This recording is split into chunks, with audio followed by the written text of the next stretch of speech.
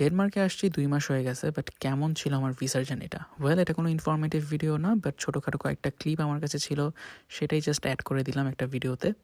বলে রাখা ভালো, ডেনমার্কে আমি একটা পাবলিক ইউনিভার্সিটিতে আছি এবং এটার কারণে আমি ২ বছরের স্টাডি এবং ৩ বছরের ওয়ার্ক পারমিট সহ টোটাল ৫ বছরের রেসিডেন্স পারমিট পাই।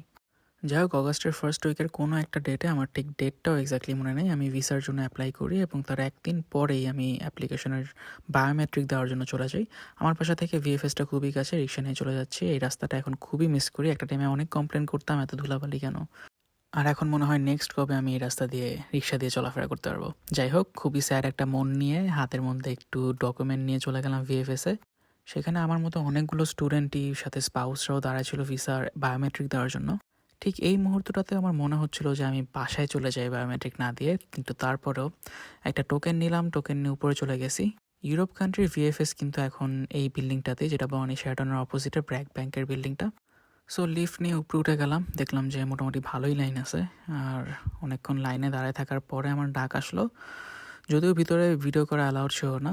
একটু ওয়াশরুম ভিজিট করে নিলাম, দেখলাম নিজের কেমন দেখা যায় ছবি তোলার আগে। সেখানে ভিতরে ঢোকার পর আরেকটা টোকেন দিয়ে দিছে। ওয়েটিং পিরিয়ড শেষ করার পরে বায়োমেট্রিক দেওয়া শেষ। আমার পাসপোর্টটা তারা রেখে দিছিল কিছু ভেরিফিকেশনের জন্য। তো নিচেই নর্থ এন্ড ছিল, আমি নর্থ এন্ডে আমার এই ফেভারিট স্যান্ডউইচটা আর একটা মকা অর্ডার করছি। এটা আমার রেগুলার ফুড ছিল, আর কবে নেক্সট টাইম আমি আবার নর্থ এন্ডে যাবো জানি না। যাই হোক, আমার পাসপোর্টটা পরে আবার তারা ফেরত দিয়ে দেয়। আর বাইরে বৃষ্টি পড়তেছিল, তাই একটা সিএনজি নিয়ে বাসায় চলে যাচ্ছিলাম। ডেনমার্ক ভিসা অ্যাপ্লিকেশনটা আসলে খুবই সোজা, বাট অনেকেরই ইন্টারভিউ হয় ভিসার জন্য। বাট লাকিলি আমার কোনো ইন্টারভিউ হয় না, আর আমি খুবই অল্প সময়ের মধ্যে আমার ভিসাটা পেয়ে যাই। বায়োমেট্রিকের আনুমানিক ২ সপ্তাহের মধ্যেই আমার পাসপোর্ট সাবমিশনের জন্য কল আসে। এরপরে পাসপোর্ট সাবমিট করে ঠিক সেম দিনই আমি ভিসা সহ পাসপোর্ট রিসিভ করি, আর ১৭ সেপ্টেম্বর ডেনমার্কে চলে আসি।